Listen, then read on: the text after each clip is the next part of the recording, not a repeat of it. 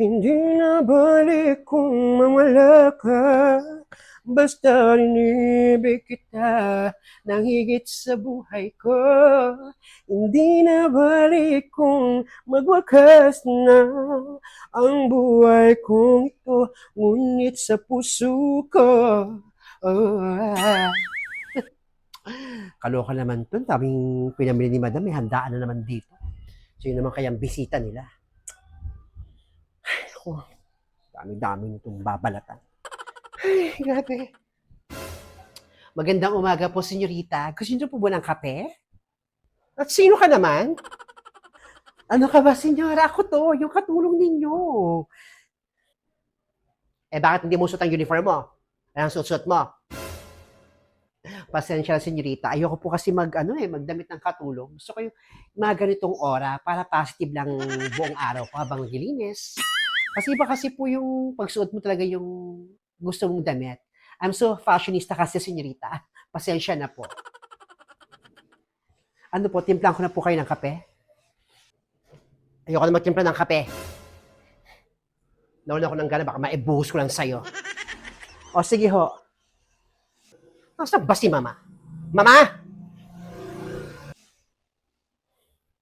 Subukan nyo lang tanggalin ako rito. At palitan itong mga damit kung magreklamo ako sa agency.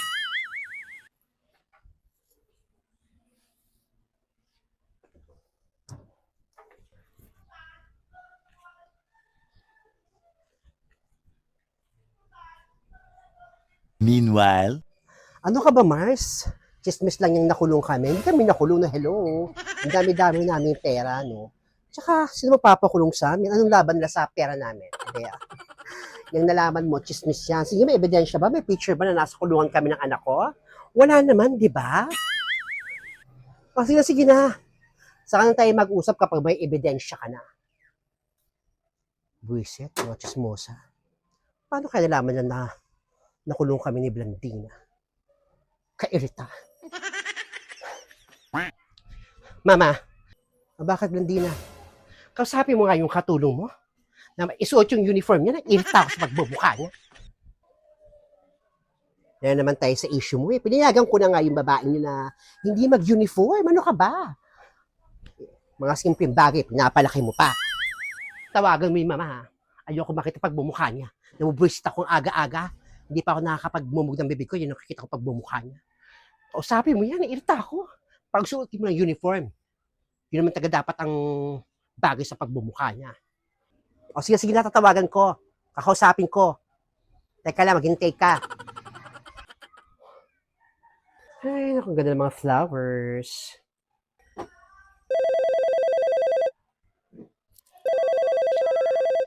Hello, madam.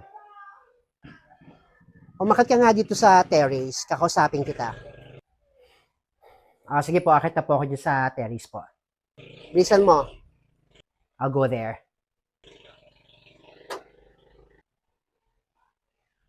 Buwisit na senyorita na yun. Si madam pumayag na eh.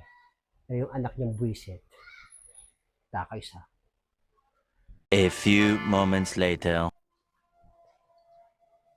Bakit po, senyorita? Ba't niyo po ako pinatawag? Ay, diyan ka na pala. Pwede ba? Suotin mo lang yung uniform mo? Kasi, Blandina na nakaganyan ka.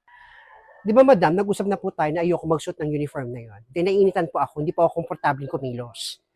Mas maganda, suotin mo yung uniform para ma-identify ka namin kung sino ka. O sige, ganito lang ho. Kung di niyo ako papayagan magsuot ng ganitong damit, mag-resign na lang po ako. Alas na lang po ako sa bahay na to. Magsusumbong ako sa agency na pinaglulupitan ninyo ako, di ako pinapayagan sa mga bagay na gusto ko. Ano, huwag ka naman ganyan. Wait lang. Blandina, tignan mo na. Payagan mo na kasi hindi siya naka-uniform. Ayoko pag suot mo ng uniform yan. Pumayag na nga ako na 10,000 lang sahod ko monthly eh. Usapan 15 eh. Tapos hindi nyo pa kayo ibigay yung gusto ko. Ganito lang ho, magre-resign na ho ako. Para mahirapan kayo makahanap ng katulong na kagaya ko o makakuha ng katulong sa agency, sasabihin ko yung mga bagay na hindi maganda sa bahay na to. Teka lang, wait lang. Ano? Payagan mo na kasi. Mamasiraan talaga tayo natin makuha katulong sa agency. Inis. Kaya mo ba maglaba? Kaya mo yung mga gawaing bahay? Napakatamad mo? Ultimo nga panty mo may mancha, di mo malabahan? Ano? Ayaw niyo talaga. Alis na ako. Teka lang, ano? Umuwi ko na kasi. Tama naman siya, nagagawa naman niya yung mga gawain dito kahit nakaganyan siya. Payagan mo na. Sige na. Yaan yun na yan. Yaan mo na siya. Sige na. Oo na. Ano? Oo na, sige na. You can wear that clothes if you want. Sige na. Yun naman pala eh. Eh di maayos ang usapan. Kahit ganito naman kasuotan ko, ginagawa ko naman yung trabaho ko. Huwag niyo akong pagbabawalan sa mga bagay na gusto ko. 10,000 na nga lang ang sahod ko eh. Gawin mo yung gusto mo. Sige na.